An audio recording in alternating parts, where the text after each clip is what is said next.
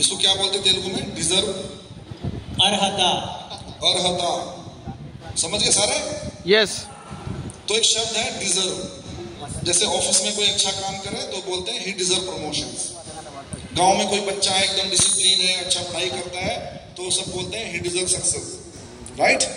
Wastage business में भी आप अपनी डिजर्वनेस को बढ़ा सकते हो। डिजर्व से बनेगा डिजर्वनेस, राइट? जिस दिन आप ज्वाइन करते हो वेस्टेज बिजनेस, उस दिन आपका वेस्टेज के रिवार्ड्स पे कोई डिजर्वनेस नहीं होता है, लेकिन आप अपनी डिजर्वनेस क्रिएट कर सकते हो बाय डूइंग 10 कोर स्टेप्स। ये इसका सीक्रेट है। मैं ऐसा बोलता हूं, if you do 10 core step daily, you deserve everything. If you do not do 10 core step daily, you deserve nothing. इसको लिखो चरण जी। If you do 10 core step daily, you deserve everything. If you do not do 10 core step daily, you deserve nothing.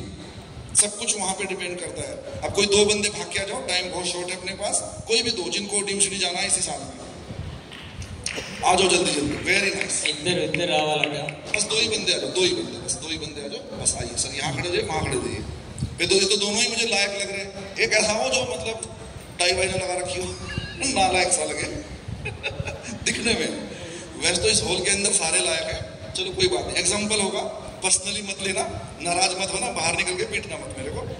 आप यहाँ जाओ, आप वहां जाओ, सब थोड़ा डिस्टेंस कर लो। अब देखिए 2 बंदे हैं, मैंने बताया, मान लीजिए मेरे दोनों बंदे ज्वाइन हुए, मैंने इनको बताया 10 को स्टेप करके आपका क्या बढ़ेगा? डिजर्वनेस। क्या बढ़ेगा?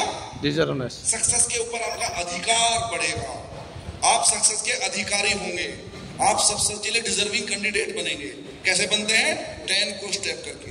मैंने पहले दोनों को बताया, पहला काम है डिफाइन द ड्रीम। आपका नाम क्या है? दास। और आपका नाम? वाजिद। तो वाजिद ने मेरी बात मानी और अपने सपनों को एक रजिस्टर में लिखा, नोटबुक में लिखा, और एक चार्ट पेपर लाके अपने टॉप 10 ड्रीम उस पे चिपका के घर में लगाए। इनका डिजर्वनेस कितना बढ़ गया? 20%। और दास जी ने क्या कहा कि मेरे को सपने याद है, दिमाग में है, दिल में है, सारा दिन मेरे पास है, तो लिखने की क्या जरूरत है? कोई पड़ोसी आएगा, देखेगा मैंने लिखा हुआ तो हंसेगा मेरे ऊपर। इन्होंने सपने नहीं लिखे। इनकी डिजर्वनेस कहां पे रह गई? 0। जोर से बोलो। 0 पे रह गए। और वहीं पे वाजिद कहां चले गए? 20% पे। Now he is deserving success 20% at least. अगला स्टेप मैंने इनसे बताया, बुक पढ़िए, सीडी सुनिए और मीटिंग में आइए। इन्होंने काम तुरंत शुरू किया। इनकी डिजर्वनेस में कितना ऐड हो गया? 30%। 10% और ऐड हो गया। कितना डिजर्विंग हो गए? 30%। दास साहब ने कहा बुक पढ़ने से नींद आती है, सीडी सुनने से बुरा लगता है, और मीटिंग में आके तो बिल्कुल बुरा लगता है। तो मीटिंग में आना शुरू किया। मतलब हर चीज को वो रीजन दे दे के नहीं कर रहे हैं। तो इनका डिजर्वनेस कहां पे है अभी? 0। आपका कहां पे आ गया वाजिद साहब? 30%। नेक्स्ट मैंने इनसे कहा 100% सामान यूज करना है, 100% प्रोडक्ट यूज। वाजिद साहब तुरंत गए, लेके आए, यूज करना शुरू किया।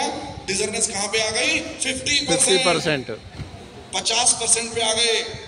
और इन्होंने रीजन क्या दिया दास जी ने? पहले का सामान रखा है, वो खत्म हो जाए तो ले आऊंगा, आपका सामान महंगा है तो मुझे सस्ता ही चाहिए। इस तरह की बातें इनके मन में थी। ये सामान लेके नहीं आए। वेस्टेज ज्वाइन करने के बाद भी इनके घर में मार्केट से सामान आ रहा है। डिजर्वनेस कहां पे रह गई? 0 पे रह गई। इनकी कहां चली गई? 50%। और स्टेप देखिए, मेक ए लिस्ट कहा।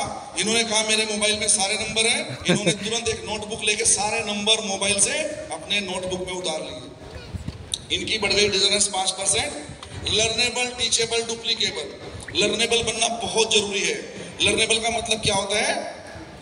टीचेबल का मतलब है जी सिखा सकते, सिखाने वाला। नो, आप दूसरों को अलाउ करो अपने को सिखाने के लिए, दैट इज कॉल्ड टीचेबल। ये सब कोई कंफ्यूजन है इसमें, इंग्लिश का मिस्टेक है ये। Teachable means you allow someone to teach you, that is called teachable. You are teachable. हम क्या सोचते हैं? सिखाने वाला। नो, सिखाने को सब तैयार है, बस चांस दे दो। आप टीचेबल। अभी teachable means you allow others to teach you. You are teachable. आपको सिखाया जा सकता है, आप सिखाने के लायक हो। You need to become teachable. दूसरों को अलाउ करें सिखाने के लिए, ठीक है? तो आप टीचेबल बन गए, आप डुप्लीकेबल बन गए, लर्नेबल बन गए। कितना हो गया डिजर्वनेस? 65%। वो ऐसा नहीं कर पा रहे Das ji because of any reason. तो आप कहां पे सर? अभी 0 चल रहा है, बुरा नहीं मानना। आप कहां पहुंच गए? 65. Counselling very important part. Upline के साथ बैठना. अपलाइन हमेशा हंस के बात नहीं करेगा, कभी कभी डांटेगा भी, और वो आपके भले के लिए होगा. तो काउंसलिंग के लिए सबसे अच्छा एग्जांपल मेरे पास पेंसिल वाला है.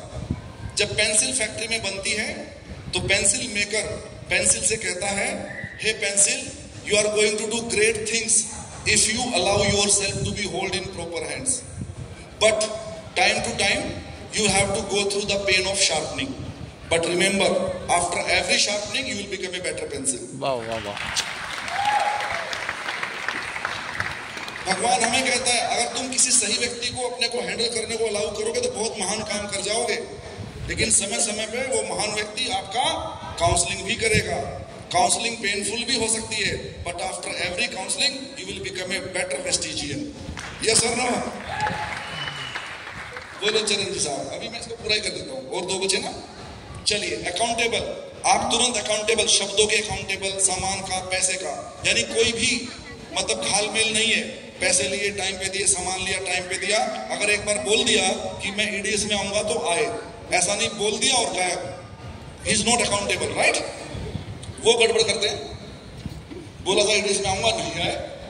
पैसे लिए थे 1000 रुपए, बोला टिकट के लिए चाहिए, फिर वो दिए ही नहीं आपने वापस, मतलब जीरो. तो इनकी डिजर्नेस कहाँ पे है? 0. और वहीं पे वाजिद साहब कहाँ पहुंच गए? 85%. जब 85% पे आपकी डिजर्नेस आ गई, अब जो प्लान आप दिखाओगे उससे मिलेंगे 15% डिजर्नेस, और रिजल्ट कितना आएगा? 100%. अपनी डिजर्नेस को 85% पे लाके प्लान शो कीजिए and see the difference. Result कैसा आएगा आपको देखिए. और 10वां स्टेप क्या है? 10वां स्टेप पे नंबर लिखो. कुंदन भी गया? कुंदन नहीं था आज, तो कोई और है. राहुल. चलो, 10वां नंबर कौन सा है? मैंने इसकी सीक्वेंस थोड़ी चेंज करी, आपने देखा होगा. Yes yes. कि मुझे यहाँ पे फिट लगा, यानी सारे काम करने के बाद अब उस बंदे को गेटिंग स्टार्ट करना है, जो नया बंदा है, और उसको सिस्टमेटिकली करना है. बट अगर देखिए, अगर ये प्लान शो करते हैं विदाउट 85%, तो इनका प्लान बहुत ही ढीला ढाला होगा, बहुत ही मतलब एकदम कहते हैं ना बिना जान का, बेजान सा प्लान होगा. जबकि वो जब प्लान दिखाएंगे 85% पे आने के बाद, इनके प्लान में दम होगा. सामने वाला बंदा इंप्रेस होगा, सामने वाला बंदा बोलेगा बंदा दमदार है, इसके साथ जुड़ना चाहिए. हाँ कि ना? So plan show 10 core step आपकी डिजर्नेस को बढ़ाते हैं. 10 कोर स्टेप आपकी सफलता पे आपका अधिकार पक्का करते जाते हैं. फिर बुलाऊंगा. ఇక్కడ ఏం చెప్తున్నారంటే, మనము అర్హత అనేది అంటే సక్సెస్ కి ఒక అధికారం అనేది మన లోపల రావాలి, అర్హతలు కావాలి.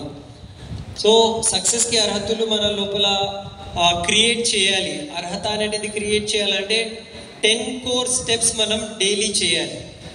If you do 10 core steps daily, you deserve everything. అంటే మీరు ఎప్పుడైతే 10 కోర్ స్టెప్స్ రోజు చేస్తారో, మీకు ఇక్కడ ప్రతిదీ రైట్ సక్సెస్ తీసుకోవడానికి మీకు అర్హతలు అనేది ఉంటుంది, అర్హత ఉంటుంది. సో ఇద్దరికి పిలిపించారు, ఒక వ్యక్తి 10 కోర్ స్టెప్స్ వింటున్నారు, ఇంకొక వ్యక్తి 10 core steps వింటలేరు.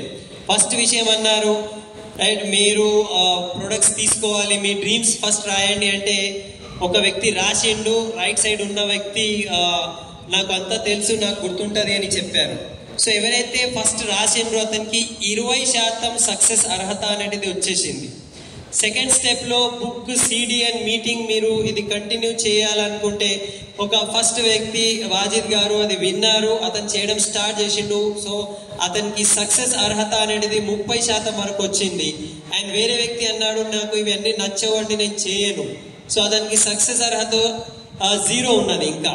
So 100% product use చేయాలంటే అతను తొందరగా వెళ్ళి అతను ప్రోడక్ట్స్ వాడడం స్టార్ట్ చేసిండు.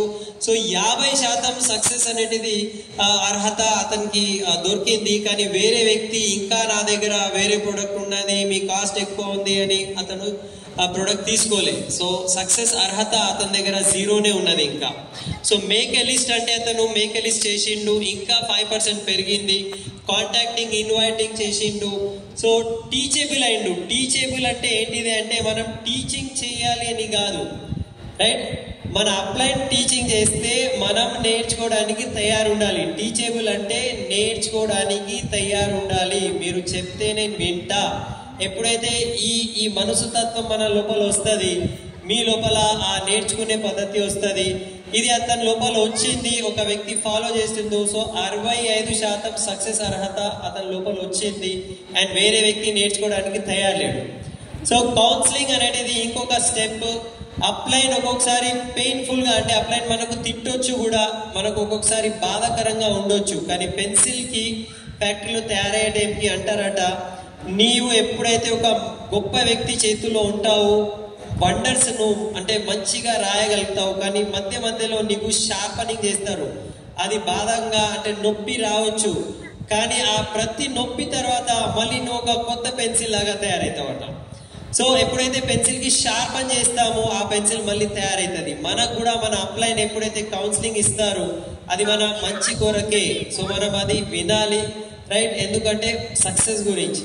సో ఇది చేసుకుంటే మీకు 80% వరకు మీకు సక్సెస్ అర్హత వచ్చింది. లాస్ట్ ఇంకొక పాయింట్ ఉన్నది, అకౌంటబిలిటీ. బాధ్యత తీసుకోవాలి సమయం గురించి, ప్రోడక్ట్ గురించి, డబ్బు గురించి. ఎవరైతే బాధ్యత తీసుకుంటారో, మాట మీద నిలబడి ఉంటారు, సో అతను 85% అతనికి సక్సెస్ అర్హత వచ్చేసింది.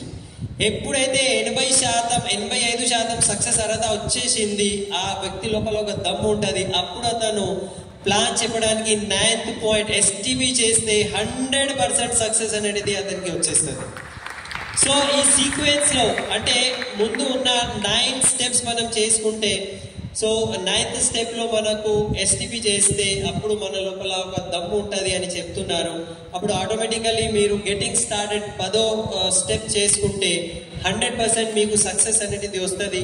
సో ఈ క్రమంలో మనం చేసుకుంటూ పోతే, ఫస్ట్ మనం నేర్చుకోవాలి. ఇవన్నీ చేసుకుంటే మీ లోపల ఒక స్టెప్ ఉంటుంది. అంటే మిమ్మల్ని చూసి కొత్త వ్యక్తి అనుకుంటాడు, అరే ఈ వ్యక్తితోనే నేను జాయిన్ అవ్వాలి అని. ఎందుకు అంటే ఆల్రెడీ మీరు 8 స్టెప్స్ చేశారు.